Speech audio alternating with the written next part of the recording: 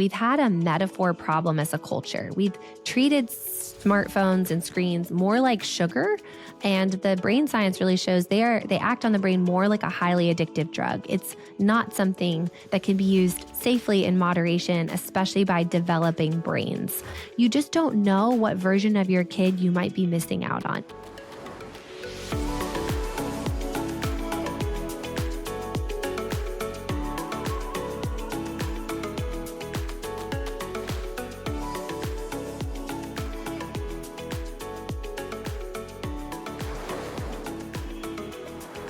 Welcome to All Things Possible. Adam here, my wife Bethany. Today I'm excited. Are you excited for this convo? I am super pumped. I'm always pumped to talk about how awful technology is. While it has its perks, it also has a lot of downfalls. It does have its traps, and we need to be aware of those traps. Right. And I feel like we've both encountered it personally in our lives. Right. We've seen it with our children a little bit. I mean, the only time our children are on tech is on the airplane. Yeah, basically. I was thinking about airplane. The game on the air. Like, do you They're see Wesley get zoned in on he's on the airplane, our 7-year-old and our 10-year-old. I'm like, they should be taking a nap or something, and they're addicted to the game on the airplane but thank because God, it's the only time they really get to play that. Thank God when they get home, they're like, that's not there for them. So they're not begging for it. Right. I've always been keep trying to keep an ear out if they're going to beg to watch a movie or beg to play a game. Yeah. But usually they're really good about finding that balance. But you know what? You know why they're good? It's because we talk about people being addicted to this and how it is a problem in society, and they're already aware. They see it in culture, especially in airports in particular. You go in there, every single person is on their device. Or at a restaurant, you just go out in public. Less human interaction than there used to be. Yeah. And everyone's just zoned out on their screens. And I get it. Like, chances are a lot of people are doing some work maybe. Yeah. But I think a lot of people are zoning out on social media or watching something entertaining or... But we're passionate about this because we've both have lived it. We've seen examples of it. Personally, like when I first got a smartphone, I had a couple games on there. I had social media. I could not. And I would sometimes play like a game or something and not be tuned in with you or the world and around me. And it was a pain point. For sure, in our relationship. Yeah.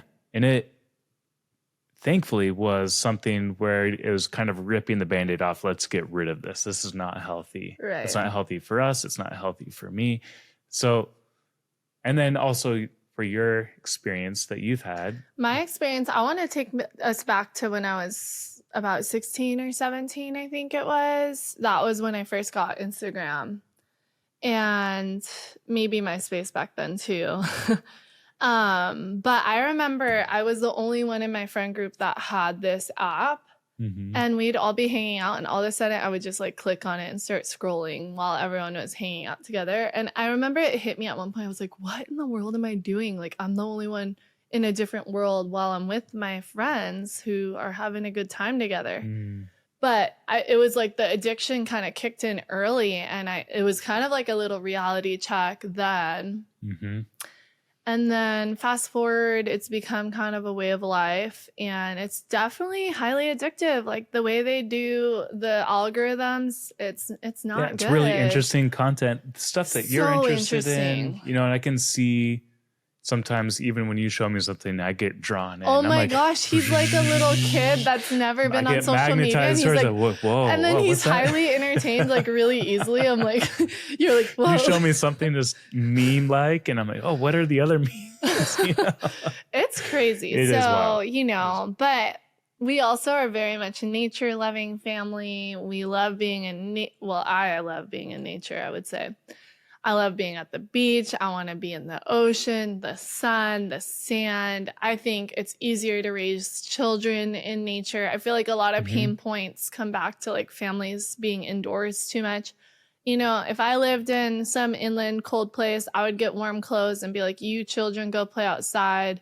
Like I wouldn't change it for the Yeah. winter. We would Yeah. still be getting in nature all year long. We'd You're stop definitely making passionate about excuses. it. I know y'all think I'm just Living in a warm climate, so it's easy. yeah, like I think. But I No, talked to this I believe you. homeschooling I mother, believe you. and she was like, "Oh, I send my children out in the dead of winter when it's 10 degrees gotta out, go and they're go. playing outside, but Go they play. have the appropriate clothing." Right. Anyway, So this is important to us because we've seen the effects in our own life. We've seen the people around us, it affecting them. And we know it's a pain point in a lot of people's lives right now. And it's important as parents that we prepare ourselves and prepare our children to tackle these issues with the right knowledge and to know that you can do it. yes. So today, and yeah. I want to challenge you parents, like look your children in the eyes. Can your children look you in the eyes? If you have teenagers, are they able to connect with you? And if they are on devices, it's likely that is where the disconnect is coming from. And so, or maybe it's even your husband and wife dynamic relationships. You know, is this a crux in your relationship? Are you disconnected? I feel like one of the biggest pain points in society right now is disconnection. Our connection is not with each other, it's with everything else. Yep. So, well, the lie of the connection is that we're connected on these platforms and on the phone, but you'll find out in this interview that we had with Claire that this is not the same as connection. She talks about the oxytocin, that of touching somebody, making eye contact has this effect that you cannot get on a screen. I saw a funny blurb on social media, by the way. The challenge was to stare your spouse in the eyes for like 10 minutes straight and see if you can do it. Really? Yeah. Let's go. Should we do it?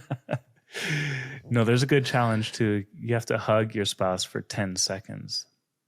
I sure hope we can do that.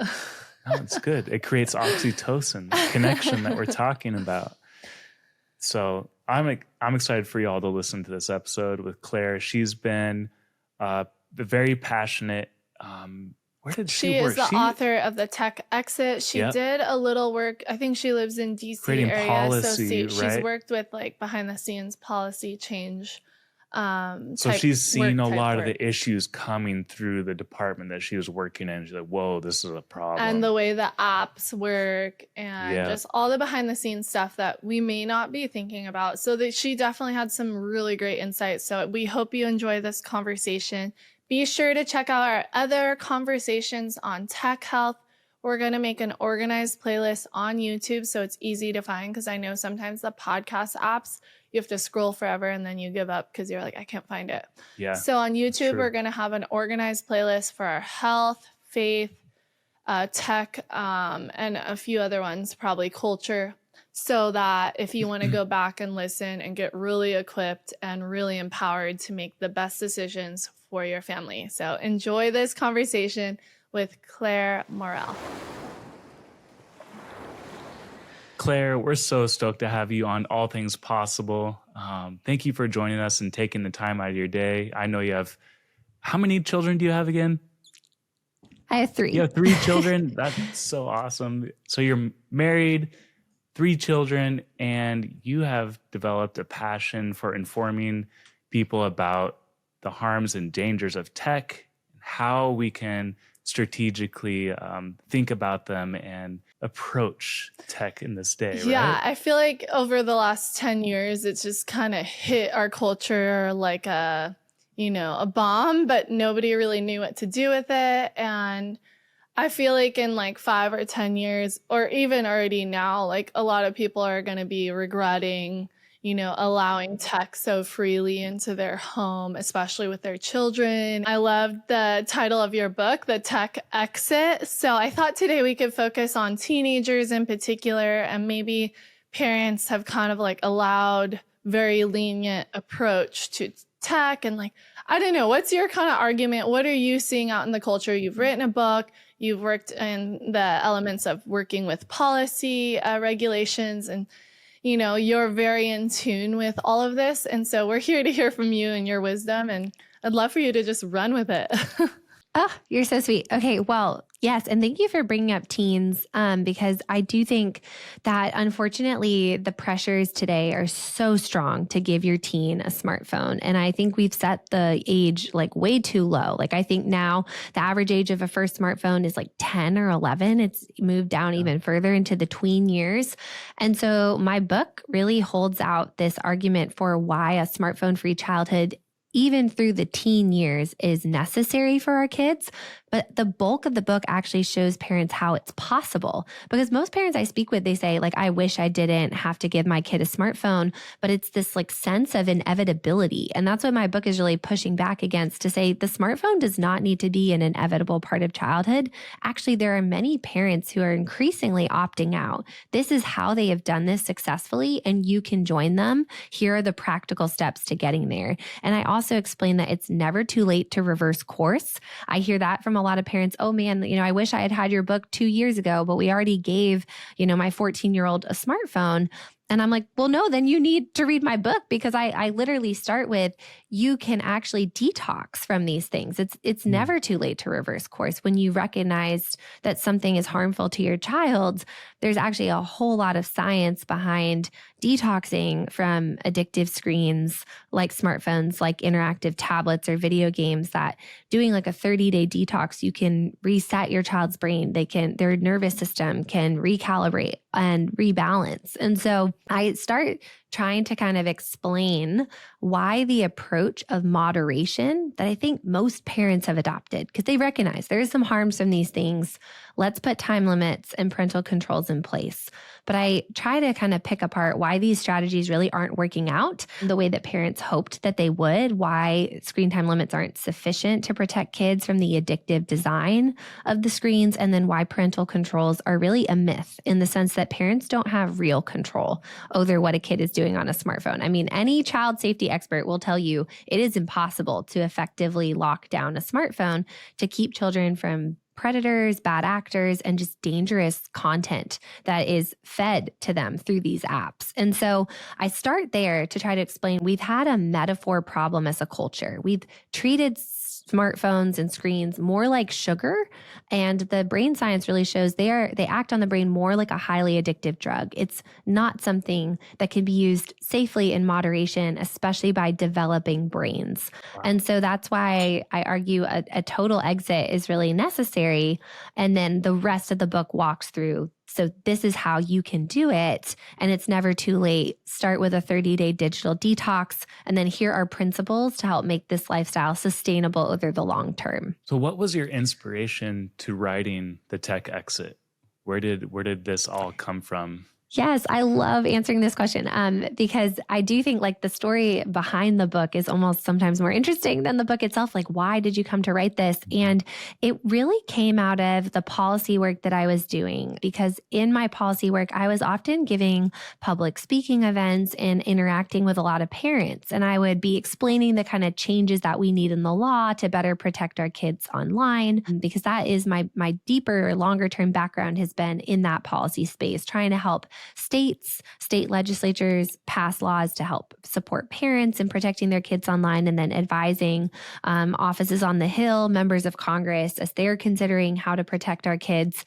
And so I would explain these kind of policy solutions, and parents would just say, but what should I do for my own kid? Like, I'm on the front lines. I can't necessarily wait till these laws are passed. And I explained that from my research, I had come to the conviction that I would not give smartphones and social media to my own children, that the dangers were just too great, and that the kind of strategies held out to parents by the tech companies themselves of parental controls and screen time limits are not sufficient. They would often push back and say, but every other kid in my son's class has one. Like, how do I overcome the tremendous kind of peer pressures towards these devices? And I didn't really have adequate answers to give them. I hadn't navigated the teen years yet myself. And so this book was really born out of the fact that I actually kind of scoured all the parenting books on tech to see if there was a book I could recommend to these parents that explained to them how to do this, like how to actually do the smartphone-free childhood. And I couldn't find one. And so I was talking to a friend, and she was like, Claire, you need to write that book. And so I really hadn't set out to write a book. My desire in all this was really to help parents and to meet them where they were at and give them the practical tools that they needed to pursue this smartphone-free childhood. And so I always tell people I went into writing the book with this hypothesis that a smartphone-free childhood was necessary. And I was really setting out to prove if this was possible, and if so, how. And my interviews with just dozens of families who have successfully done this, made it through the teen years, launched kids off to college, overwhelmingly convinced me like that not only was this necessary, it was possible, and it was fundamentally positive. I think a lot of parents hear tech exit and they kind of feel like, oh, that sounds like drudgery, or that sounds like a lot of restrictions. And what I learned from these families is no, like this is actually a positive vision for what a childhood grounded in the real world and real life relationships and experiences can look like. And all the families said that. They're like, the tech exit is a positive no. This no to all these addictive screen technologies for our kids is a yes to so much more in life. And I can tell you from speaking with them that their kids are thriving. Their family relationships are very close. The parent-child relationships are close. Sibling relationships are close. And they're really just flourishing in the real world. And the opposite, sadly, was true of the families I interviewed that had allowed some of these screen technologies in. You know, they said that they actually relented and gave the child the smartphone because they were afraid of damaging the parent-child relationship, that holding this thing out on their kid felt so hard.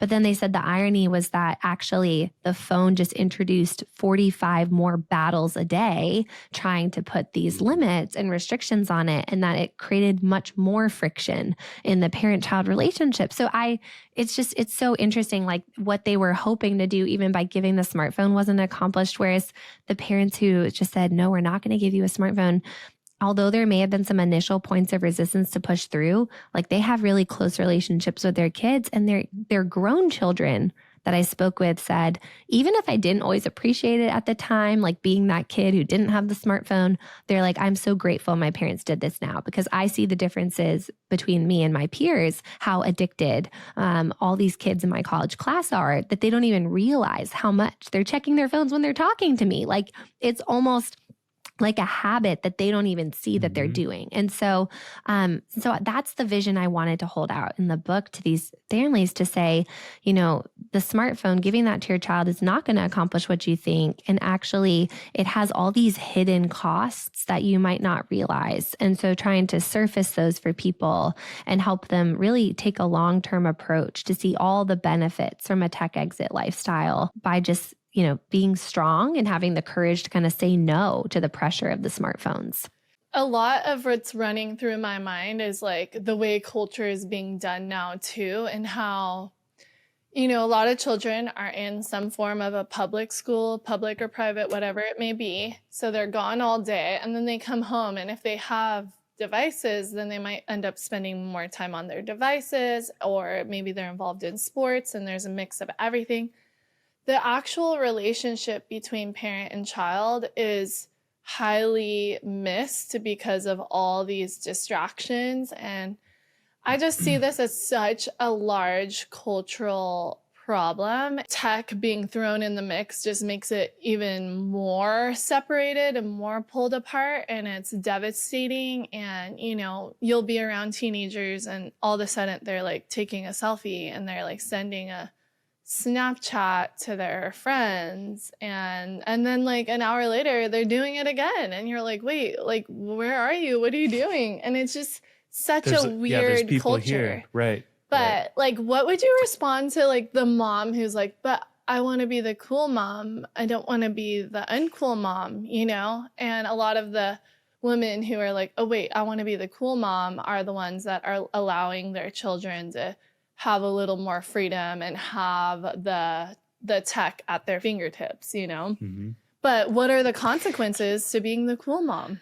That is exactly the point, that I think we have to shift what we're thinking about as parents to say, like, is the point like me being the cool mom? Or I think at a deeper level, every parent would say, no, like I want what's best for my kid. And I think some of that desire to be the cool mom is like, well, I want my child to have friends. That's like the biggest thing I hear from parents, that if I withhold this, then they're not on the Snapchat group app and they're left out of these conversations.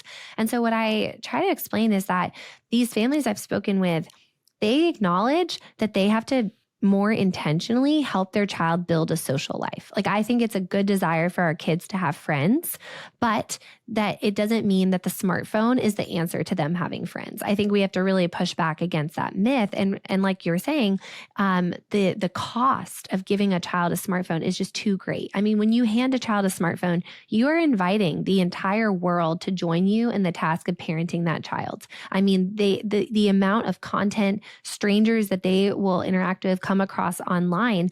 And these people don't necessarily share your worldview as a parent. And so again, like I just always go back to the controls. I mean, parents don't have real control. They can't see into what a child is seeing or doing in the apps or what messages they're exchanging. Even innocuous apps like educational games now have all these social media components where a mom told me, she's like, I had no idea my child was friending complete strangers. She was supposed to just be like learning a foreign language on this app. And so it's incredibly difficult. And the companies don't make it easy for parents to see into what's going on. And then even if you purchase like a third-party software, like, oh, I'm going to buy a parental control software, a lot of parents don't realize that certain apps, especially like the most dangerous ones, Snapchat, TikTok, Discord, they actually block access to third-party apps so that you have no data from what's going on inside of those apps. And so it is so easy for predators to reach our children. I mean, I could just go through like horror story after horror story of the cases of like sextortion happening to teenage boys at alarming rates. Like they've seen a 300% increase in those cases. And the thing is, the teen boys, I mean, these predators are often overseas, but they act like they're a 15-year-old girl in the local community. And so it's just very nefarious. I think parents don't understand just the incredible level of access that complete strangers, a lot of bad actors, have to our kids when we hand them a smartphone. And that you just might never even know that because all the data from the parental control app can just say, oh, your kid is spending this time on Snapchat. You just don't know what they're seeing or doing or who they're talking to. And so I think the costs of being the cool mom and giving into the smartphone are very grave. And really our children's minds, their hearts, their souls, even their lives. The sad cases of these boys who fall into sextortion schemes and taking their own lives, committing suicide just out of desperation because of the shame of what happened. And so I really would just urge parents, like, the costs are very great. And I'm not saying that there are no costs to the tech exit, but I'm saying the short-term costs that you might have to pay of investing more parental time and attention and energy into helping your child find good friendships is going to have amazing long-term benefits. Whereas the kind of easy short-term solution of giving into the smartphone can have really significant, lifelong, very grave consequences and costs. And I try to actually help parents navigate that challenge in the book of how to help kids actually build a very robust, real, in-person social life with their peers in a way that's healthier for them. Because I think the other myth is that, oh, these kids are all, becoming friends through these apps. But kids today, I mean, we have like a loneliness epidemic among teens in the country, the rates of depression, anxiety. And the irony of this is that despite how connected they are on these social media apps, we don't experience the hormone oxytocin through a screen. And so they're getting these dopamine hits, but what they're missing out on, what they're being deprived of is oxytocin, which is the hormone that we feel when we're bonded with other humans. It's released by eye contact and physical touch. And so it really bonds mother and child, it bonds husband and wife, it bonds friends, and it creates deep kind of bonds of trust and like real, genuine friendship. And kids are not getting that through the screen. And so they may be more connected than ever, but they're actually incredibly lonely because they're not forming those deep quality, real life relationships that we really need as humans to flourish. Yeah. And we as parents should help guide them in that, not shy away from guiding them towards what is good and right. I've spent my whole life in the ocean, and I've learned, just like wearing a seatbelt or a helmet, safety matters. That's why my family and I use shark bands. Shark Bands uses patented magnetic technology to deter sharks by disrupting their electroreception. Kind of like a bright light in their eyes that says, nope, not today, shark face. No batteries, no charging, just simple, effective peace of mind. Whether we're surfing, swimming, or just splashing around, Shark Bands is our go-to for ocean safety. You want to geek out on how it works? Dive into episode 14 for a deeper look at the tech. And check the show notes for the link to Shark Bands, because your peace of mind in the ocean is worth it. Stay safe, stay stoked, and keep loving the ocean. When you talk about all the things that we should be fearful of, or things that kind of strike a bit of fear in my heart, like, oh my goodness, I don't want my children to be exposed to this or be predated upon. And I'm sure parents don't want that either. But at the same time, we don't want to live in that fear. That should fire us up to live upon principle. Taking action to what is good That's and right. right. Not be exposed to things that are going to tear you down and tear your family apart. And I've been reading a book on pornography and how to guide our teenagers through that, or our children and teenagers through that. And I saw a stat in the book. I don't know 100% if it's accurate, but it said something like 1 in 7 young boys is being exploited sexually, and then 1 in 3 girls is being exploited sexually. And that's like in person. But then you add this whole new level of online. Like, I feel like those numbers will likely be going up. And these numbers might even be off because people are so filled with shame or embarrassment or To like report it. fear Report to it, right. report that. So, you know, there's a lot to kind of expose here. And, you know, I think the temptation to think, oh, well, that's not going to happen to my child. I kind of have been like just dwelling on like, it could very well happen to my child if, you know, we allow them or don't have that proper connection, the right conversations, the, you know, right boundaries in place. So I think, you know, if you are a parent feeling convicted, like, just remember that's a good thing, and not to step into fear, but to step into action and, you know, reevaluate how you want to, you know, live your life. And don't be, I wouldn't say don't be shameful either. Like, oh no, I have a 15-year-old or 13-year-old or even a 10-year-old that has a smartphone right now. But, you know, there's resources out there. Like, thank you, Claire, that you have an amazing resource for parents to not feel alone in this journey. We can join in on this movement and understand that this is a path that is going to really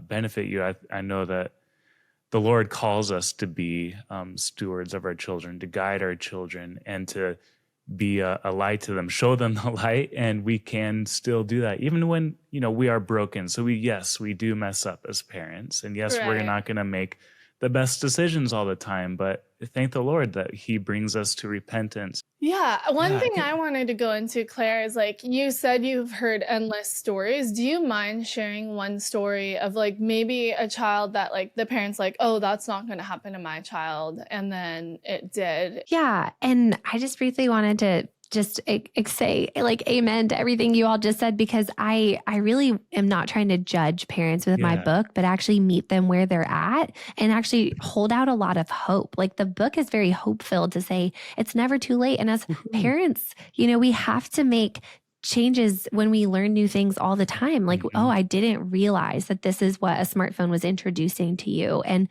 I even talk about that in the book. This headmaster of this Christian school said, you know, I tell parents it's okay to apologize to your kids. Like, it's actually a good thing to say, I'm sorry we gave this technology to you that's way too powerful for you before you were ready for it. Like, we didn't know. And like, we're going to fix this. We're going to make this right. And I think sometimes parents think, but even for a teen, you're like, like, it's probably too late, like my 14-year-old. And I give an example in the book of a 14-year-old who gave up, like the parents took away the smartphone, and like he actually noticed positive changes in himself, like having kind of detoxed from it after 30 days. So I just want to explain to parents, like, please hear that we want you to know there's a lot of hope to make change. And even I try to give stepping stones through the book of small steps you can take, even if it seems daunting to completely like give up the smartphone. On the stories, I mean, there's a lot of just like small examples. I would say one that comes to mind was a Christian family in South Carolina, and their 15-year-old son did have a smartphone, did have access to social media. And I don't think that they realized what he was doing on it. But one night he just fell prey to a sextortion scheme. A 15-year-old girl who looked like she lived in his community was chatting with him, kind of enticing him, and then got him to send her illicit, like explicit pictures of himself. And then as soon as he did that, the predator revealed, like, if you don't pay $10,000, like we're going to share this all over social media. And he was so hopeless and desperate in that moment, just imagining like the horror of his family when that became exposed on social media, that he took his own life. And his dad has been really brave in speaking out and telling his story. His name is Walker Montgomery. You can Google it. He's written about it. And I can't tell you, they just explained, like, he was a great kid, a good student, an athlete, a Christian brother and friend. And it was just a moment, like just the level, I think, of harm and shame that can actually happen just so quickly. It was literally one night where he was just in his bedroom chatting on his phone. They just thought he was on social media, and he fell into this sextortion scheme. And he's not alone. There are lots of stories like that. And, his obviously is really extreme and tragic that he took his own life. But even at a lesser level, I mean, the constant stories I hear from parents of, I just thought that they were on the Bible app, and I didn't realize that in the Bible app, this is like YouVersion's Bible app, that you could share a scripture image, and predators were using the share a scripture image feature to send like explicit photos to kids. Teens were sending nude images to each other. And it was all through the Bible app. And the parents were like, I just thought that my kid was reading the Bible. I had no idea that, again, it was the specific like YouVersion Bible app, and they've since removed that feature. But that, again, it gets to the difficulty that there are hundreds of apps that a child could be downloading. Every app has its own like in-app browser, its own portal to the internet, its own social media features. It's impossible for a parent to effectively lock down every potential dangerous entry point to the internet, to bad actors, to dangerous content that they could be exposed to. And so that is why I'm so strong in my stance on smartphones. I think, sometimes people say, well, how will my child learn to navigate the internet if they need it for work? And I'm like, the internet, like, it's very different if you're having them access it on a family home computer in a public space, everyone's observing, and they're going on for a very specific purpose. I'm going to do this research assignment. That's very different than giving them the smartphone supercomputer 24/7 access in their pocket, where there's not just like one internet browser like on a computer, but there's literally thousands of points of entry to the internet for a parent to try to oversee. And so I try to even get into that in the book, how these families thought very intentionally and purposefully about other technology use in the home, like training a child to use a computer or something like that. But I'm really strongly taking a strong stance against the smartphone and social media because of just how dangerous they are. Well, when you talk about entry points into the internet, it also brings up video games like Minecraft, Fortnite. These are also, I feel like, crutches for parenting, so to say. Right. That are easily just handed over to children. Be like, see you later, go play your game, and very heavily accepted. Is that research kind of overlap a little bit too? Yeah, I will say so. I think just with a lot of these interactive screen technologies, like even on tablets or video games or computer games, it still is a very addictive effect because of the way that the dopamine is released, like every time you level up in the game or you get a new point or a new token. And so video games are extremely addictive as well. And I spoke with many parents who they were like, it was only 15 minutes a day on Minecraft, but it completely changed my son's personality and behavior because his life became oriented around playing that game. All he thought about all day, all he wanted to do was get his 15 minutes on Minecraft. And it really kind of started to take away his pleasure in real life experiences. Like he became more desensitized to things in the real world. So video games really, and this Dr. Victoria Dunkley, she's done a lot of research. She wrote this book, Reset Your Child's Brain. She distinguishes between interactive screens and like passive screens. So a passive screen would be like a television where a child takes in like a movie. Interactive screens is anything where they're interacting with it, like a tablet, a smartphone, social media, video games are incredibly addictive. And what she found is just dysregulating to a child's developing nervous system. And so she was seeing patients coming into her practice struggling with symptoms of autism and ADHD. The parents were bringing them in because they were throwing tantrums and fits, having poor focus and poor attention, mood dysregulation and mood swings and sleep disturbances. And so what she found was by just having her patients do a 30-day digital detox, for many of the patients, they did not actually have autism or ADHD. Really? They had something that she calls electronic screen syndrome, where their nervous system was basically put into a state of hyper arousal of like fight or flight mode. And over time that accumulates and was very dysregulating of their behavior and their ability to control their emotions and be able to focus and all these things. And so she says that can even happen from regular use of screens, that even if they're doing a short amount of time a day, even if it's an interactive screen, like a video game, a tablet, or a smartphone, it's very dysregulating and kind of cumulatively over time to a child's developing brain and nervous system. And then even in the patients that did have an underlying condition, just removing the screens cut their symptoms in half.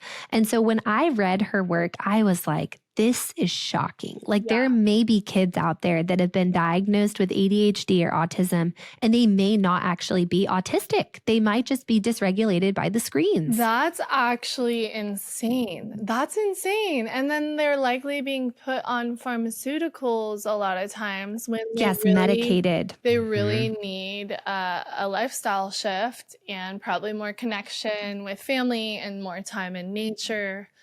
Wow, that's pretty crazy.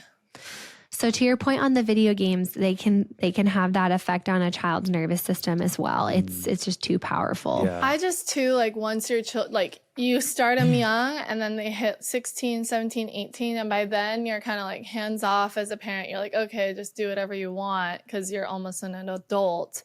And so you have your 17, 18-year-old playing games all day long on like Saturday or Sunday. And then meanwhile, they could be building skills, preparing for life, like spending time with dad, like getting in nature. You know, there's so much they could be doing, but instead they, you know, they're at that age where like parents aren't going to be like, don't do that because they're already almost an adult. And like you have your almost adult child still in the home, but they're playing games all day long. Well, and now that almost adults have brought it into their adult life, like and then they're passing it on to their 30-year-olds children. who are still gaming quite often. It's pretty wild. I mean, you really got to think through all this. And, you know, it's just destructive. In my mind, I just think destruction. It is. No, it's destructive. And to that point, a friend of mine who I interviewed in the book, her name is Melanie Hempy, and she started an organization called Screen Strong because she tells parents little video gamers just grow up to be big video gamers. This idea that kids just need to play video games and get it out of their system, she's like, this is a myth. Like the myth that if you restrict this stuff from your kids, they'll binge later. So just let them play video games now. She's like, the opposite is true. Right. Like the kids who grow up without without the tech. They form all their core habits without these technologies. And so as an adult, it's just not as appealing to them. They're not dependent on it in the same way. And so she shares the story of her son who they let start playing video games at like 11 or 12. He basically failed out of his freshman year of college. Mm-hmm. Like he was completely addicted to the video games. They had no idea. He was staying up all night, not studying, not doing anything. And so anyway, the end of his story was that he ended up enrolling in the Army. And so she said, you know what the best digital detox was for him was Army boot camp, because you can bet like no screens. Like that is literally how she said his life was saved. Like he joined the Army because he recognized he'd hit rock bottom. He detoxed from the screens and he's like a totally healthy, functioning adult now. But he even tells parents, like, you have to take the games away. Just rip the Band-Aid off because it's not going to go away and get better. Like it only gets worse if you just bring these addictions into adulthood. And so anyway, just to your point, it is, it's a very powerful habit forming thing, and it's not going to get better with time. It's really just only going to become a stronger habit to break. I also just wanted to share one thing from my experience we've put on events, retreats for teenage girls over the years. And the one thing I've really noticed is the girls who are highly engaged in social media are way more self-conscious, way more insecure, and way more sexualized. So you can just, like, I could literally tell which girls were engaged in social media and which girls were not. And so I think like there's just so much that, you think, oh, my child's not going to do that. Well, social media and cultural norms are being built into these platforms, and they're not always healthy. They're not always good. They're not beautiful. And while there can be some good found there, I think for young people, it's just best to be avoided. What is the danger of cocoa melon? Okay, I do get asked this a lot. I'll just briefly say that unfortunately in the media industry, like the new childhood shows that are coming out, they make them extremely addictive. And I think that's just something for every parent to recognize. Like with these tech companies and social media platforms, their products are not neutral. The technology is not neutral. Here you go, use it as a tool. There is an agenda behind it because there's a profit model that is based on how much time and attention you're giving to it. Like they are selling your time and attention and data to advertisers. That's how they make money. And so this has also been co-opted by these shows, including shows for kids like Cocomelon. And so I've talked before about this New York Times article that exposed that the designers of the Cocomelon show were having kids come in, watch the Cocomelon, and then next to the episode, they had a screen that they called the Real Life-atron, which had images of like moving pictures. Actually, it was like a video of real life scenes that a child would probably observe in their home, like their mom cooking dinner or their dad like vacuuming the house.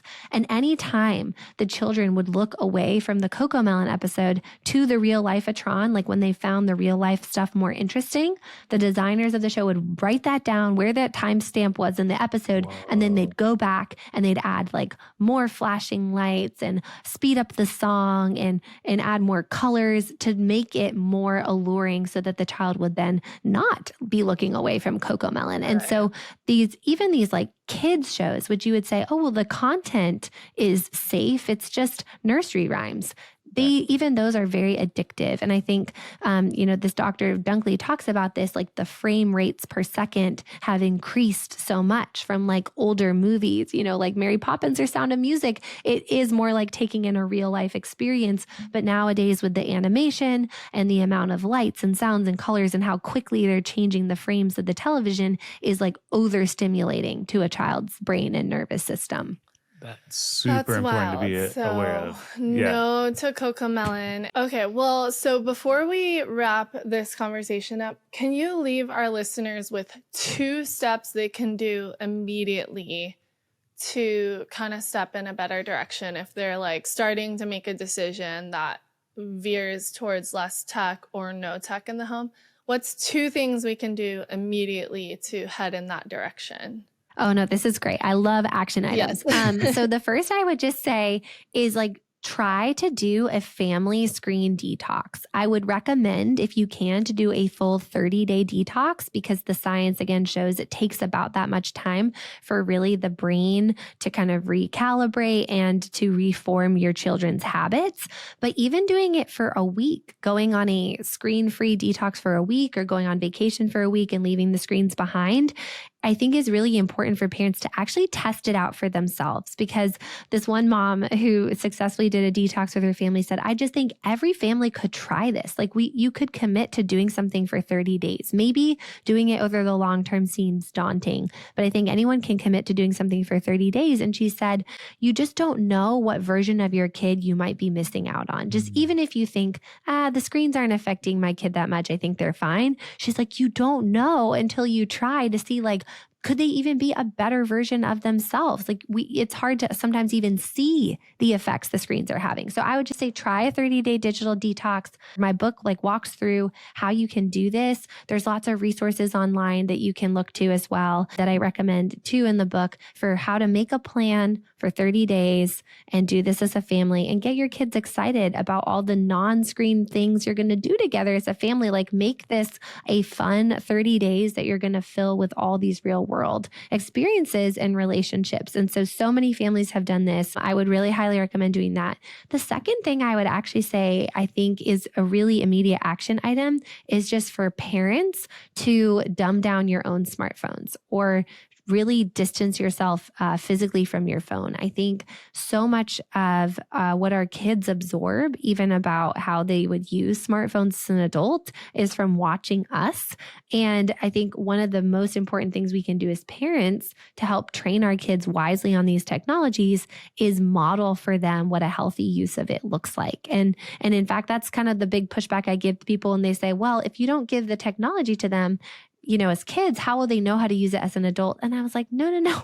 Don't give them something that's too powerful for them before they're able to operate it, but show them in how you use technology as a parent. Have lots of conversations with your kids about how tempting these things are, how they can be addictive. So the boundaries that you put in place, like a phone box in your home where you leave the phones when you enjoy a meal as a family, that's a really easy action item. Like make a phone box, put your phone in it, and don't bring it to the dinner table. And then just think about other ways to dumb down your phone. Take apps off of it that you really don't need to do on the phone and wait to do it on a computer.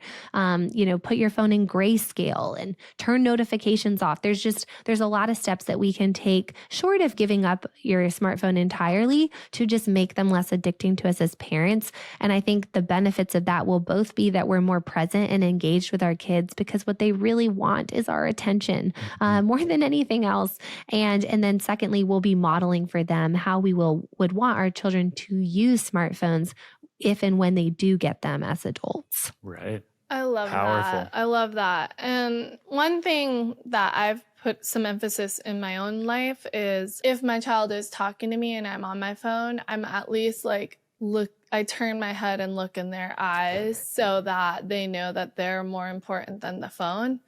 But yeah, I think that's something we all need to do continually, keep reevaluating how am I approaching my phone myself so that they can see a good model. I love those steps. I love just everything you're promoting and doing. So everyone, be sure to check out The Tech Exit. I don't have the book on me, but a practical guide to freeing children, teens, kids from smartphones by Clare Morell. So, yoo-hoo. Thank you, Claire. Wow, that was good, hun. I am excited, and I know that this can be a tough subject, right? It's tough to feel the weight of it. Right. The conviction. Yeah, and I think it's important for us to understand that we should not feel shameful or guilty if we have gone down this path of allowing this in our life or our children's lives. Know that there is a path forward. Know that the Lord redeems us and that we can repent and find a path forward with him. Right? And yeah, I think allowing that conviction and repentance maybe to lead us forward in a motivated, healthy, strategic way. There's so many great resources Be sure to listen to our other episodes on tech health with your children. Yeah. Moms and dads, you are the leader of your household. This is your role, your responsibility, your joy to lead forth your children in the way that they should go. Yeah. And this is really important to share with other people. You may feel alone in your community if you're taking this step, but you're not alone. You can find resources like Claire's book.